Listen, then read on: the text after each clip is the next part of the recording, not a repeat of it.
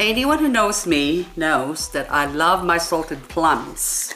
This is salted plums, so you've got that one, and then this one is the red one. So this is basically dried plums or prunes. So I eat this on a regular basis, and they're sweet and sour and salty, but I love it. So I'm actually now salivating just talking about it, looking at them. But anyway, and this one is also plums or Chinese plums that they made wrapped up in so many papers and plastic for that little morsel of sweetness. So this one is sweet.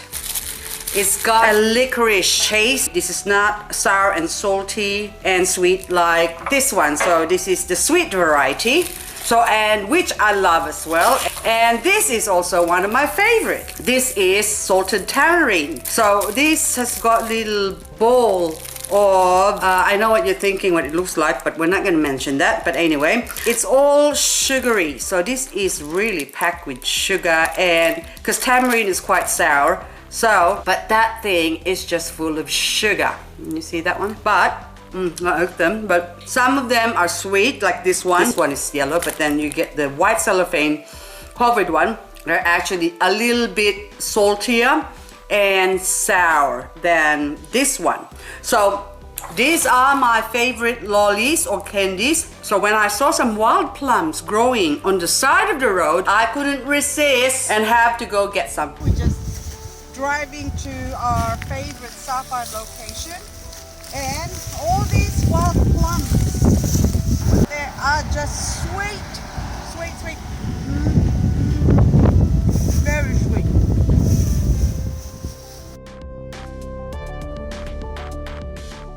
All I did was wash the plums and on low heat, hold them up, just mash them to separate the meat from the seeds and also the skin. After mashing it up, I'm gonna scoop out the seeds. Now I'm separating the seeds.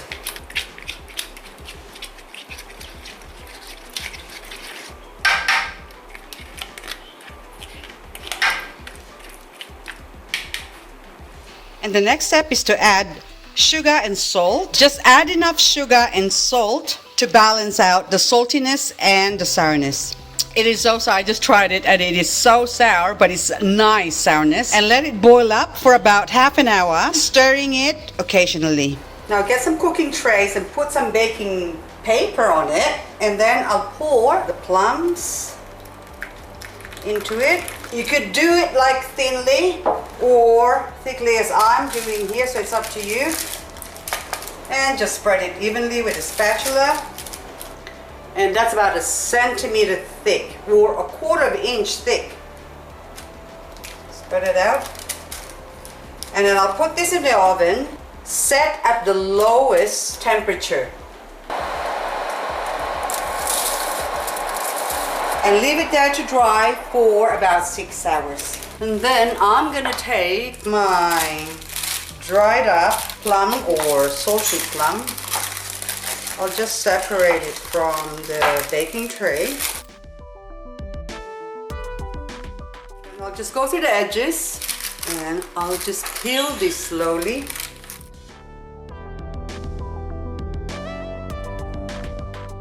It's gonna go along and slowly roll this up.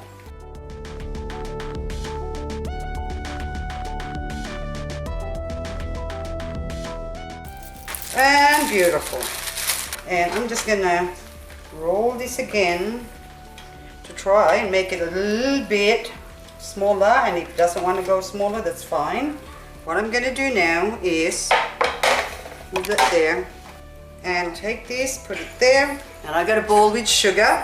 So what I'm gonna do is just cut this a little bit on the edge, like so. I'm gonna drop it in my sugar bowl and coat it with sugar, and I'll put it in the tray, and I'll continue doing that until I've cut them all up. This is one roll of the salty plum, and I've already cut them into 1/2 inch thick. Put it in the cellophane that I cut up, and then join the cellophane together and roll it up and twist the sides.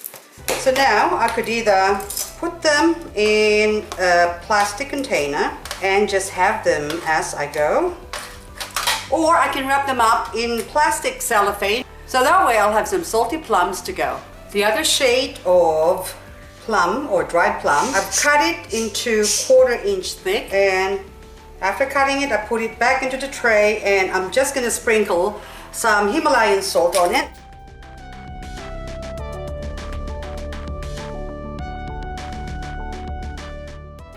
And wrap it up in some cellophane. But this time, I'm gonna put 2. That way I can tell which one is the sweeter one and which is the salty one. So the sweet and sour, and this one is the sour and salty.